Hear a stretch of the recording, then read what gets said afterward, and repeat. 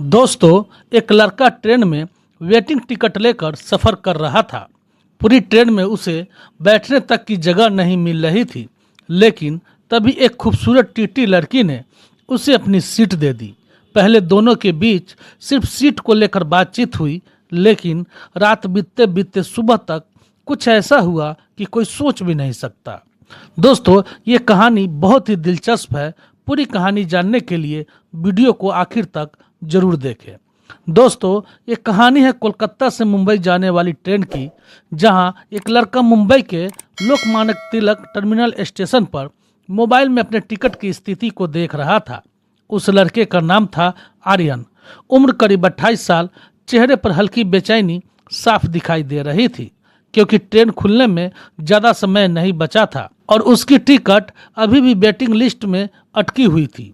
उसने एक बार फिर से स्क्रीन पर नज़र डाली, फिर से वही वेटिंग थी। वो हल्का सा मुस्कुराया और खुद से बोला, लगता है आज पूरी रात भगवान भरोसे कटने वाली है।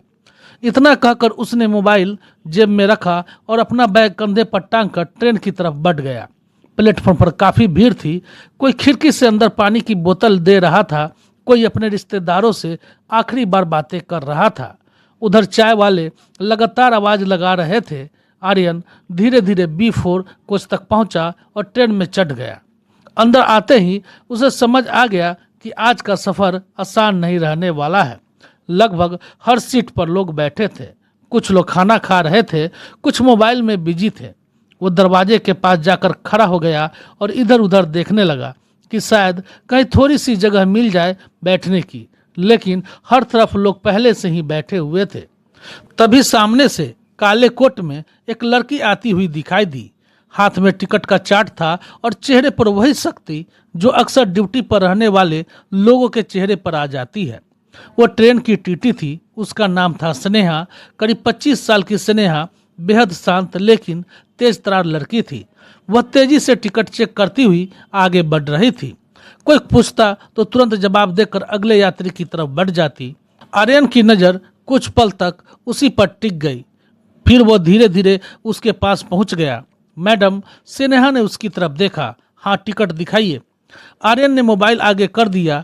उन्होंने टिकट देखा और बोली, आपकी सीट कंफर्म नहीं हुई है। जी मैडम, पता है, तो फिलहाल कहीं बैठ जाइए, अगर सीट खाली होगी तो बता दूंगी। आर्यन वहीं खड़ा रहा। स्नेहा ने दोबारा उसकी तरफ देखा। अब क्या हुआ? वो हल्का सा मुस्कुराया। मैडम, बस इतना ध्यान रखिए कि पूरी रात दरवाजे पर खड़े होकर ना जाना पड़े। स्नेहा ने सीधे अंदाज में कहा, मैं कोशिश करूंगी, लेकिन अभी मुझे काम करने दीजिए। आर्यन पीछे हट गया। करीब 10 मिनट बाद वो फिर उसी डिब्बे में पहुंच गया जहां स्नेहा टिकट चेक कर रही थी। उन्होंने उसे देखते ही कहा, आप फिर आ गए? बस पूछना था, सीट मिली क्या? इतनी जल्दी सीट कहाँ से आ जाएगी? पास बैठे कुछ लोग मुस्कुराने लगे। आर्यन भी हल्का सा हंस पड़ा। देखिए मैडम, आप भूल मत जाइएगा। इस बार उनके चेहरे पर हल्की मुस्कान आ गई। आपको देखकर भूलना मुश्किल है। इतना कहकर वो आगे बढ़ गई। करीब 1 घंटे तक स्नेहा लगातार अलग अलग कोच में टिकट चेक करती रही। उधर आर्यन कभी यहाँ बैठता, कभी वहाँ, लेकिन उसकी नज़र बार बार स्नेहा की तरफ चली जाती थी। जब रात हुई और समय लगभग 8:30 बज चुके थे, ट्रेन अब पूरी अपनी रफ्तार में दौड़ रही थी। ज़्यादातर लोगों ने खाना निकाल लिया था। कुछ लोग अपनी सीट सेट कर सोने की तैयारी में लगे थे। तभी स्नेहा पास वाली उसी डिब्बे में आई। उन्होंने आवाज़ दी, सुनिए। आर्यन तुरंत उठकर उनके पास पहुंच गया। जी मैडम, B5 में स्टाफ की एक सीट खाली है, जाकर वहां बैठ जाइए, लेकिन अगर जरूरत पड़ी तो सीट छोड़नी पड़ेगी। आर्यन के चेहरे पर राहत साफ दिखाई देने लगी। सच में मैडम? नहीं, मजाक कर रही हूँ। वो हंस पड़ा। थैंक यू मैडम, वरना आज तो हालत खराब हो गई थी। जाइए अब, और बार बार मेरे पीछे मत आइए। ठीक है, लेकिन अगर कोई और आ गया तो मैं बोल दूंगी। बस इतना सुनना था कि आर्यन तुरंत अपना बैग लेकर B5 कोच की तरफ चला गया। वहां पहुंचकर वो सीट पर आराम से बैठ गया। पहली बार उसे लगा कि अब सफ़र थोड़ा आसान हो जाएगा। करीब आधे घंटे बाद उसने देखा कि स्नेहा उसी कोच से गुजर रही है। वह तुरंत उठकर उसके पास गया। मैडम, उन्होंने मुड़ कर देखा। अब क्या हुआ? इस बार आर्यन के हाथ में 2 कोल्ड ड्रिंक और चिप्स के पैकेट थे। काफी देर से आप काम कर रही हैं, सोचा थोड़ा मूड फ्रेश हो जाएगा। स्नेहा कुछ पल उससे देखती रही, फिर बोली, आप हर किसी के साथ ऐसे ही अच्छे बनते हो क्या? नहीं मैडम, सिर्फ उन्हीं के साथ जो मदद करते हैं। उसके चेहरे पर हल्की मुस्कान आ गई।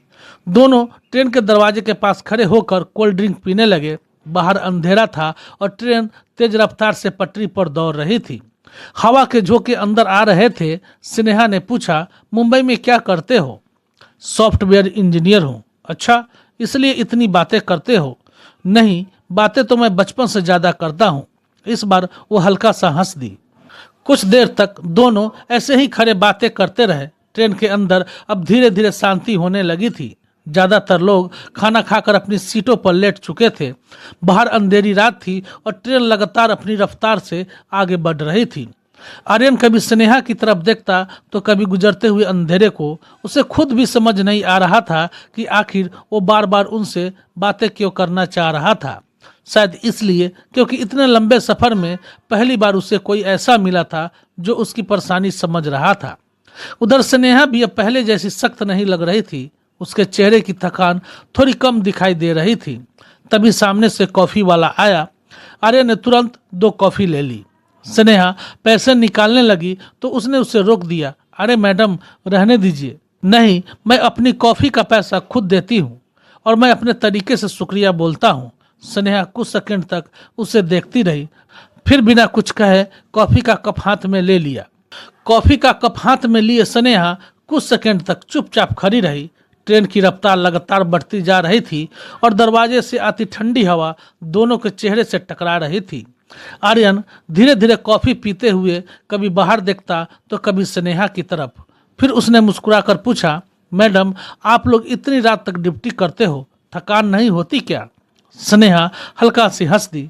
थकान तो होती है, लेकिन नौकरी ऐसी है कि आदत पड़ जाती है।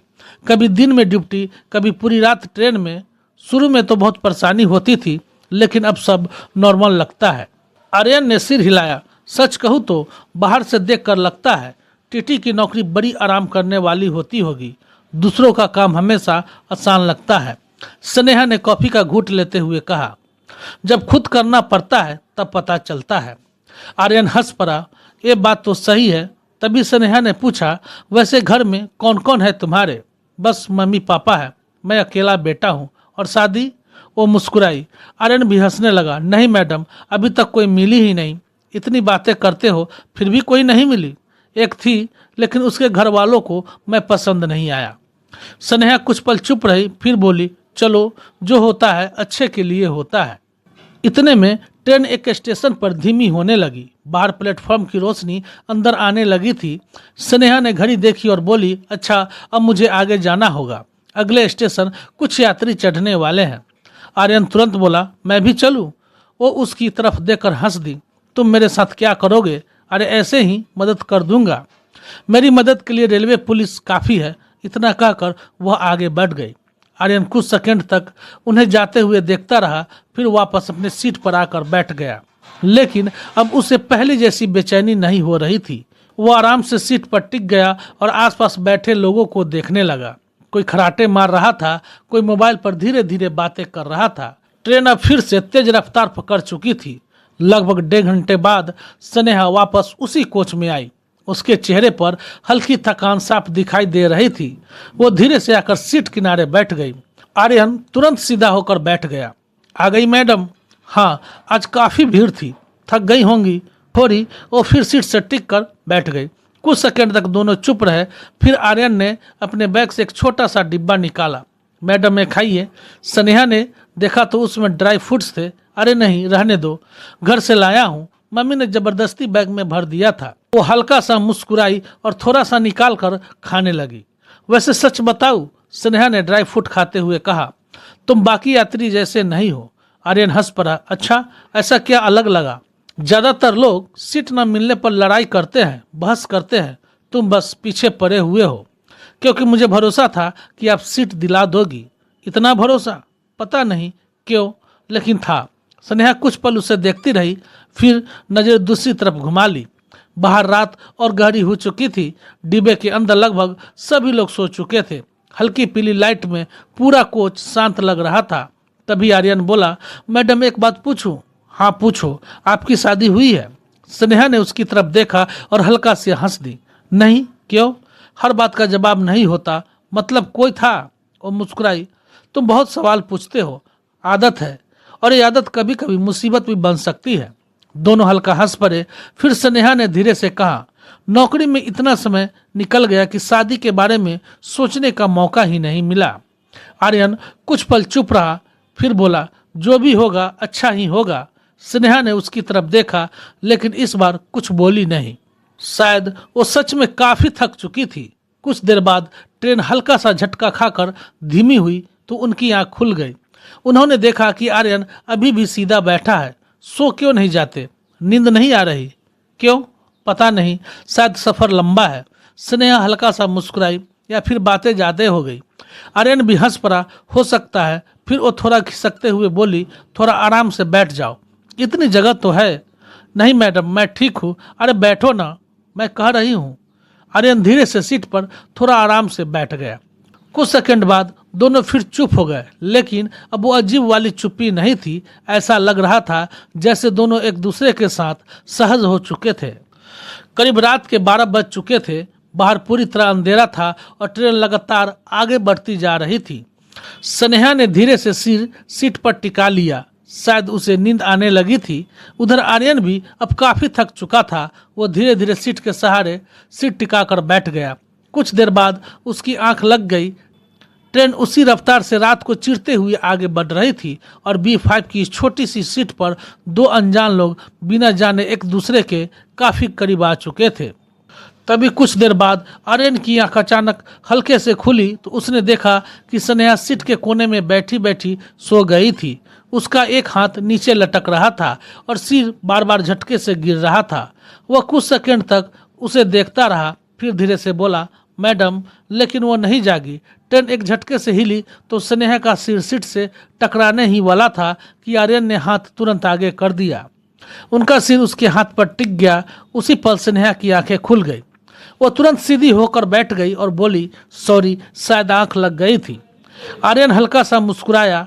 इतनी देर से काम कर रही थी तो नींद आएगी ही। स्नेहा ने एक लंबी सांस ली और बोली, कभी कभी लगता है पूरी जिंदगी ट्रेन में ही निकल जाएगी, और अगर कोई अच्छा साथी मिल जाए तो। आर्यन ने मजाक में कहा। स्नेहा उसकी तरफ देखकर हल्का सा मुस्कुराई। तुम ना हर बात को कहीं और ले जाते हो। कुछ देर बाद स्नेहा ने अपने बैग से पानी की बोतल निकाली और एक घूंट पीकर बोली, वैसे तुम मुंबई में अकेले रहते हो? हाँ, सांता क्रूज में फ्लैट लिया है। अकेले रहना आसान नहीं होता। पहले मुश्किल लगता था, अब आदत हो गई है। घर की याद नहीं आती? बहुत याद आती है, खासकर जब बुखार हो जाए। स्नेहा हल्का सी हंस दी। यह बात सही कही तुमने। फिर वह कुछ सेकंड चुप रही और धीरे से बोली, हम लोगों की जिंदगी भी कुछ ऐसे ही होती है, कभी यहाँ ड्यूटी कभी वहाँ। त्यौहार हो या कोई फंक्शन, ज़्यादातर समय ट्रेन में ही निकल जाता है। आर्यन उनकी बातों को ध्यान से सुन रहा था। उसे महसूस हो रहा था कि स्नेहा बाहर से जितनी मजबूत दिखती है, अंदर से उतनी ही अकेली भी है। तभी सामने वाली सीट पर सो रहा एक आदमी उठकर पानी पीने लगा और दोनों को देखकर मुस्कुरा दिया। शायद उसे काफी देर से समझ आ गया था कि इन दोनों के बीच बातचीत अब सिर्फ सीट तक सीमित नहीं रही। उधर आर्यन और स्नेहा अपनी ही दुनिया में बैठे बातें कर रहे थे। करीब आधे घंटे बाद ट्रेन एक बड़े स्टेशन पर रुकी। बाहर हल्की हलचल सुनाई देने लगी। कुछ नए यात्री चढ़े और कुछ उतर गए। स्नेहा तुरंत उठ गई, मुझे टिकट चेक करके आना होगा। आर्यन भी उठ खड़ा हुआ और बोला, मैं भी चलूं?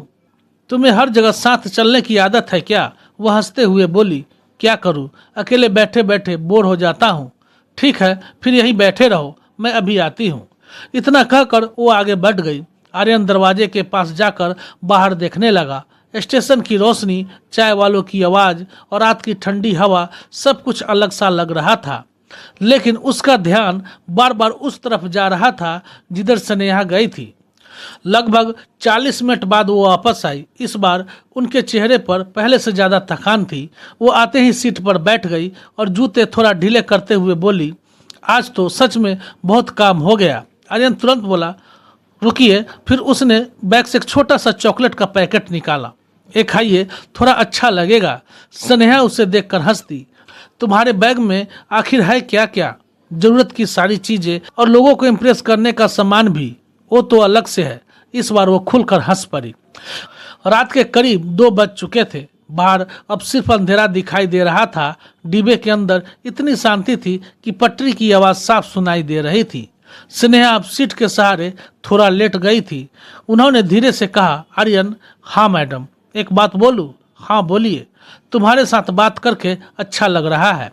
आर्यन कुछ सेकंड तक उन्हें देखता रहा, फिर हल्का सा मुस्कुराया। मुझे भी। स्नेहा ने धीरे से आंखें बंद कर ली। कुछ देर बाद ट्रेन अचानक हल्का सा झटका खाकर मुड़ी तो उनका हाथ अनजाने में आर्यन के हाथ पर आ गया। दोनों कुछ सेकंड के लिए चुप हो गए। न किसी ने हाथ हटाया, न किसी ने कुछ कहा। बस दोनों चुपचाप वैसे ही बैठे रहे। बाहर रात लगातार गुजर रही थी और अंदर उस छोटी सी सीट पर 2 लोगों के बीच की दूरी धीरे धीरे खत्म होती जा रही थी। और इसी तरह धीरे धीरे रात बीत चुकी थी। करीब सुबह के 5 बजने वाले थे। खिड़की के बाहर हल्की रोशनी दिखाई देने लगी थी। कुछ यात्री उठकर चाय लेने गए थे। स्नेहा भी धीरे धीरे उठकर बैठ गई। उन्होंने बाल ठीक किए और एक लंबी सी सांस ली। लगता है नागपुर आने वाला है। आर्यन तुरंत बोला, मतलब आपकी ड्यूटी खत्म? हाँ, यहाँ से मैं उतर जाऊंगी। पता नहीं क्यों, लेकिन ये सुनते ही आर्यन के चेहरे की मुस्कान थोड़ी कम हो गई। वह कुछ सेकंड चुप रहा और फिर बोला, सफर बहुत जल्दी खत्म हो गया। स्नेहा ने उसकी तरफ देखा। हर सफर खत्म नहीं होता, लेकिन कुछ सफर याद रह जाते हैं। इस बार स्नेहा कुछ नहीं बोली, बस हल्का सी मुस्कुरा दी और बाहर उगती हुई सुबह को देखने लगी। ट्रेन अब धीरे धीरे नागपुर की तरफ बढ़ रही थी। डिब्बे के अंदर भी हलचल शुरू हो चुकी थी। कोई अपना बैग ठीक कर रहा था, कोई मोबाइल देखकर समय चेक कर रहा था। उधर आर्यन चुपचाप सीट पर बैठा स्नेहा को देख रहा था। शायद वो खुद भी नहीं समझ पा रहा था कि कुछ घंटों के इस सफर में आखिर ऐसा क्या हो गया कि अब उनका उतरना भी उसे अच्छा नहीं लग रहा था। खैर दोस्तों, थोड़ी देर बाद ट्रेन की स्पीड कम होने लगी। बाहर प्लेटफॉर्म दिखाई देने लगा। स्नेहा उठी और अपना बैग कंधे पर टांग लिया। फिर उसने आर्यन की तरफ देखा और कहा, चलो अब मैं निकलती हूँ। आर्यन भी तुरंत खड़ा हो गया। इतनी जल्दी? वो हल्का हंस दी। ट्रेन किसी के लिए रुकती नहीं। कुछ सेकंड दोनों चुप रहे। फिर आर्यन बोला, एक बात कहूँ? हाँ, आपसे मिलकर अच्छा लगा। स्नेहा ने उसकी आंखों में देखते हुए कहा, मुझे भी। खैर दोस्तों, ट्रेन नागपुर स्टेशन पर रुक चुकी थी। बाहर सुबह की हल्की ठंडी हवा चल रही थी। स्नेहा नीचे उतरने लगी तो आर्यन भी दरवाजे तक उसके साथ आ गया। वो नीचे उतरकर प्लेटफॉर्म पर खड़ी हो गई और ऊपर उसकी तरफ देखने लगी। तभी आर्यन ने आवाज दी, मैडम। स्नेहा ने पलट कर देखा। अब क्या हुआ? वो हल्का मुस्कुराया। अगर कभी फिर ट्रेन में फंस गया तो? इस बार वो हंस पड़ी। तुम हर बार सीट के बहाने बात शुरू कर देते हो। नहीं, लेकिन इस बार आदत हो गई है। स्नेहा कुछ सेकंड तक उसे देखती रही, फिर अपने बैग से मोबाइल निकालकर बोली, नंबर लिखो। आर्यन के चेहरे पर तुरंत मुस्कान आ गई। उसने जल्दी से अपना मोबाइल निकाला और नंबर सेव कर लिया। अब खुश थोड़ा, बाकी खुशी के लिए फिर कभी मिल लेना। ट्रेन चलने का हॉर्न बज चुका था। स्नेहा धीरे धीरे पीछे हटने लगी। आर्यन दरवाजे पर खड़ा उन्हें देखता रहा जब तक प्लेटफॉर्म पीछे नहीं छूट गया। उसकी नज़रें उसी पर टिकी रही। उस दिन के बाद दोनों की बातचीत धीरे धीरे बढ़ने लगी। पहले सिर्फ मैसेज होते थे, फिर रोज फोन आने लगे। आर्यन कभी ऑफिस से लौटते वक्त कॉल कर देता, कभी स्नेहा ड्यूटी खत्म होने के बाद उससे बातें करती। दोनों घंटों बातें करते रहते, कभी ट्रेन के किस्से, कभी बचपन की बातें, कभी घर परिवार की बातें। देखते ही देखते दोनों एक दूसरे की आदत बन गए थे। करीब 2 महीने बाद जब स्नेहा की फिर उसी रूट पर ड्यूटी लगी तो आर्यन ने बिना कुछ सोचे उसी ट्रेन की टिकट बुक कर ली। इस बार उसकी सीट कन्फर्म थी, लेकिन उसे सफर सीट के लिए नहीं करना था। जैसे ही ट्रेन नागपुर पहुंची, स्नेहा कोच में आई। दोनों की नजरें मिली तो कुछ सेकंड के लिए बस एक दूसरे को देखते रह गए। स्नेहा हल्का सा मुस्कुराई, तो अब जानबूझकर टिकट बुक करने लगे हो? आर्यन भी हंस पड़ा, क्या करूं, कुछ सफर दोबारा करने का मन करता है। उस रात दोनों पहले से ज्यादा खुलकर बातें करते रहे। अब उनके बीच लगभग झिझक खत्म हो चुकी थी।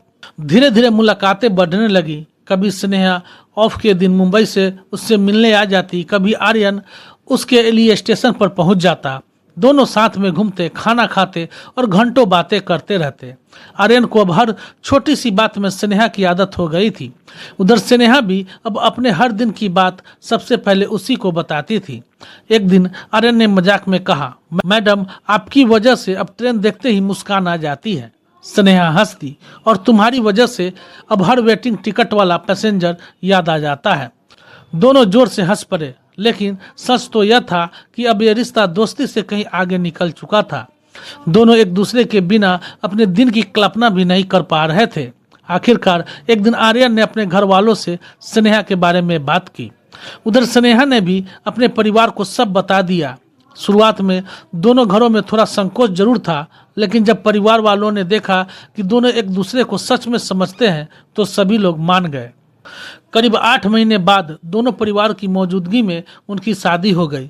शादी के बाद आर्यन कभी कभी मजाक में यह कह देता, अगर उस दिन टिकट कंफर्म हो जाती ना तो शायद मेरी शादी तुमसे कभी कंफर्म नहीं होती। और यह सुनकर स्नेहा हंसते हंसते उसके गले लग जाती। मगर अब कभी भी जब दोनों ट्रेन में सफ़र करते हैं तो उस पहली रात को याद करके मुस्कुरा देते हैं। एक वेटिंग टिकट, ट्रेन का लंबा सफ़र और 2 अनजान लोगों की छोटी सी बातचीत कब जिंदगी का सबसे खूबसूरत रिश्ता बन गई, ये शायद उन्हें खुद भी समझ नहीं आया। दोस्तों, इस कहानी से यही सीख मिलती है कि कभी कभी जिंदगी का सबसे खूबसूरत रिश्ता अचानक शुरू होता है। इंसान की अच्छाई, व्यवहार और साथ देने का तरीका ही किसी को दिल के करीब ले आता है। अब आप लोग बताइए, अगर आप स्नेहा की जगह होते तो क्या किसी अनजान यात्री को अपनी सीट देते? और क्या आपको लगता है कि ट्रेन जैसे सफ़र में अनजान लोगों से ज़्यादा बातें करनी चाहिए या दूरी बनाकर रखनी चाहिए? कमेंट में ज़रूर बताइए। और हाँ, अगर कहानी पसंद आई हो तो वीडियो को लाइक करें, शेयर करें और चैनल स्टोरी बाय AK को सब्सक्राइब जरूर करें। मगर बेल आइकॉन दबाना भी मत भूलिए, ताकि ऐसी ही दिल छू लेने वाली कहानियाँ आपको सबसे पहले मिलती रहे। फिर मिलेंगे अगली वीडियो में एक नई कहानी के साथ। जय हिंद, जय भारत।